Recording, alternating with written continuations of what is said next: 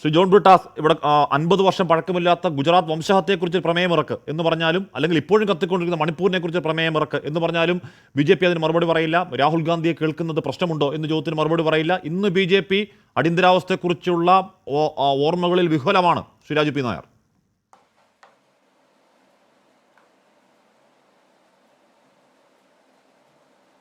അല്ല, ഈ ആദ്യമായിട്ട് എനിക്ക് 39ാമത്തെ അമെൻമെന്റ് 42ാമത്തെ അമെൻമെന്റ് ഒക്കെ പ്രേമേന്ദ്രൻ പഠിപ്പിക്കുന്നതിന് മുമ്പായിട്ട് 24 ന്യൂസ് ആ പത്മനാഭന് കേൾക്കാൻ നല്ലൊരു സംവിധാനം ഉണ്ടായി കൊടുക്കണം.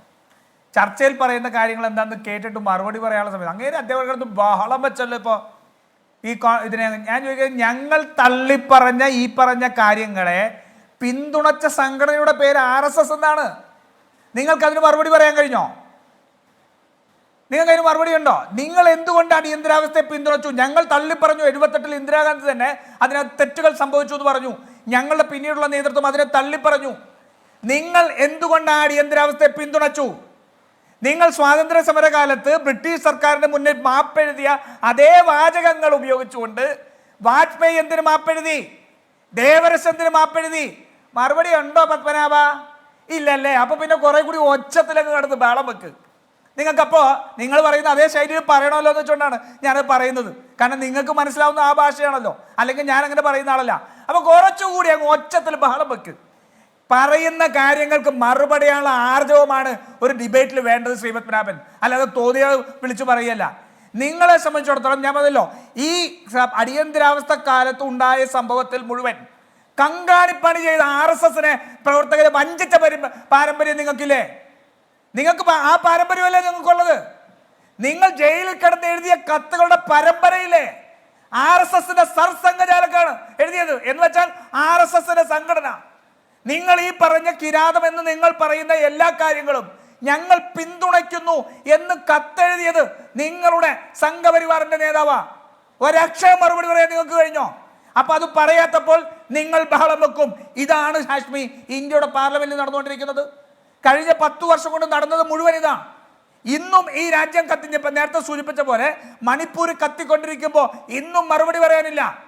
ഈ രാജ്യത്ത് അപ്രഖ്യാപിത അടിയന്തരാവസ്ഥ കൊണ്ടുവന്നു. ഇന്ത്യയുടെ സുപ്രീം കോടതിയുടെ മുൻപിൽ ജഡ്ജിമാർ വന്ന് സമരം ചെയ്യേണ്ട സാഹചര്യം, പത്രസമ്മേളനം നടത്തേണ്ട സാഹചര്യം ഇത് മുമ്പ് ഉണ്ടായിട്ടുണ്ടോ? നിങ്ങൾ ഏകാധിപതി എന്ന് വിളിക്കുന്നു. 21 മാസത്തെ ആ എമർജൻസിയുടെ സമയത്തിനു ശേഷം ഏറ്റവും നീതിയുക്തമായ രീതിയിൽ ഇന്ത്യയുടെ ഭരണഘടനാ സ്ഥാപനങ്ങളെ അതിൻ്റെ വഴിക്ക് വിട്ട് തെരഞ്ഞെടുപ്പ് നടത്തിയ നേതാവിൻ്റെ പേരും ഇന്ദിരാഗാന്ധി എന്ന് തന്നെയാണ്. അങ്ങനെയാണ് അവർ അധികാരത്തിൽ നിന്ന് പുറത്തുപോയത്. അങ്ങനെ പുറത്തുപോയി ആ അടിയന്തരാവസ്ഥ കാലത്തിന്റെ രാഷ്ട്രീയം പറഞ്ഞു പോലും തിരിച്ചു വന്ന നിങ്ങൾക്ക് എത്ര വർഷം അധികാരത്തിൽ തുടരാൻ കഴിഞ്ഞു? അത് കഴിഞ്ഞപ്പോൾ ഇതേ ഇന്ദിരാഗാന്ധിയെ വർദ്ധിത ഭൂരിപക്ഷത്തോടു കൂടി ജനം തിരിച്ച് അധികാരത്തിലേക്ക് കൊണ്ടുവന്നില്ലേ? അപ്പൊ ജനങ്ങൾക്ക് നിങ്ങളെ കൊണ്ട് ഈ രാജ്യത്ത് ഒരു ഗുണവും ഇല്ലെന്ന് അന്നേ മനസ്സിലായതാണ്.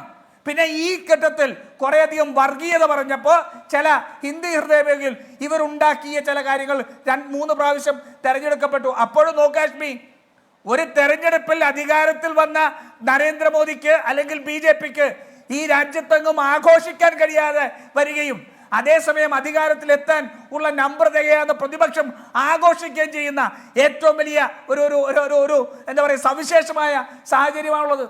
കാരണം നിങ്ങളെ പരാജയപ്പെടുത്തിയതുള്ളതാണ്. നിങ്ങൾക്ക് മുമ്പിൽ ഇന്ന് പാർലമെന്റിൽ ഉയരുന്ന ഭരണഘടനയാണ് നിങ്ങളുടെ പ്രശ്നം. നിങ്ങൾ ആ ഭരണഘടനയെ നോക്കുമ്പോൾ നിങ്ങൾക്ക് ഭയപ്പാട് വരുന്നു. നിങ്ങൾക്ക് നിങ്ങളുടെ തോന്നിയാസം നടത്താൻ ഇനി കഴിയില്ല എന്നുള്ള നിങ്ങളുടെ പാർലമെന്റിന്റെ നമ്പർ നിങ്ങളെ ഭയപ്പെടുത്തുന്നുണ്ട്.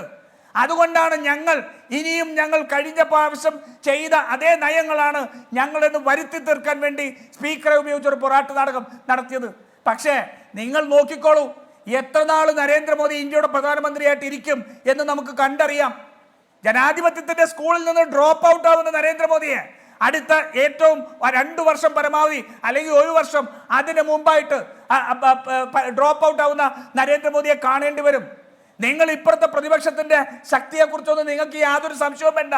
സത്യത്തിന്റെ കരുത്താണ്. അവിടെ എന്തുണ്ടെങ്കിലും പരിഹരിക്കാൻ കഴിയും.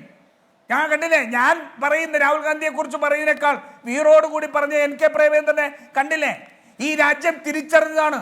നിങ്ങൾ പപ്പു എന്നും നിങ്ങൾ 10,000 കണക്കിന് കോടി രൂപ കൊടുത്തുകൊണ്ട് അല്ലെങ്കിൽ സംവിധാനമുണ്ടാക്കി നിങ്ങൾ ഡിസ്ക്രെഡിറ്റ് ചെയ്യാൻ നോക്കിയ നേതാവ് ഇന്ന് നിങ്ങളുടെ മുന്നിൽ ഭരണഘടനാ പദവിയിലിരുന്ന് നിങ്ങൾക്ക് അവഗണിക്കാൻ കഴിയാത്ത രീതിയിൽ സംസാരിക്കും. ആ സംസാരത്തിന് മുമ്പിൽ, അദ്ദേഹത്തിന്റെ പ്രസംഗങ്ങൾക്ക് മുമ്പിൽ നരേന്ദ്രമോദിക്ക് തല താഴ്ത്തി നിൽക്കേണ്ടി വരും. പിന്നെ നിങ്ങൾ ഉണ്ടാക്കുന്ന എന്ത് തീരുമാനം, ആ തീരുമാനം നമുക്ക് കണ്ടറിയാം. ആ തീരുമാനം കഴിഞ്ഞ 10 വർഷം കൊണ്ടുപോയ രീതിയിലാണോ ഇനി കൊണ്ടുപോകാൻ നിങ്ങൾക്ക് കഴിയുക എന്നുള്ളത് ഞങ്ങൾ തെളിയിച്ചു തരാം. അത്രേ ഉള്ളൂ. കാരണം ഈ രാജ്യത്ത് ജനാധിപത്യത്തിന്റെ വിജയം നടന്നൊരു തെരഞ്ഞെടുപ്പാണ്. ആ തെരഞ്ഞെടുപ്പിന്റെ റിസൾട്ട് നിങ്ങൾക്ക് ഏറ്റവും വലിയ അടിയാണ്. ആ പ്രതിപക്ഷത്തിന്റെ ശക്തിയെ നോക്കി നിങ്ങൾക്ക് പകച്ചിരിക്കുന്ന ഒരു ഭരണപക്ഷത്തെയാണ് ഈ കഴിഞ്ഞ 2 ദിവസം ഇന്ത്യയുടെ പാർലമെന്റിൽ കണ്ടത്. അതിന്റെ ജാള്യത മറയ്ക്കാൻ വേണ്ടിയാണ് ഇന്നിത് കൊണ്ടുവന്നത്. നിങ്ങൾ കൊണ്ടുപോവാ. നേരത്തെ ഇവിടെ സൂചിപ്പിച്ച പോലെ ഗുജറാത്ത് കലാപത്തിന്റെയും അതുപോലെ തന്നെ മണിപ്പൂരിന്റെയും നീറ്റിന്റെ കാര്യത്തിൽ എത്ര ലക്ഷം ചെറുപ്പക്കാരുടെ ജീവിതം ഇല്ലാതാക്കി, എത്ര ദശലക്ഷം ചെറുപ്പക്കാരുടെ. ഒന്ന് നീറ്റിന്റെ കാര്യം ഒന്ന് കൊണ്ടുപോകാൻ ഒരു പ്രമേയമായിട്ട് സാധിക്കുമോ? നിങ്ങൾ അംഗീകരിക്കാൻ തയ്യാറായിട്ടുണ്ടോ നിങ്ങൾക്ക് പരാജയം സംഭവിച്ചു എന്നുള്ളത്?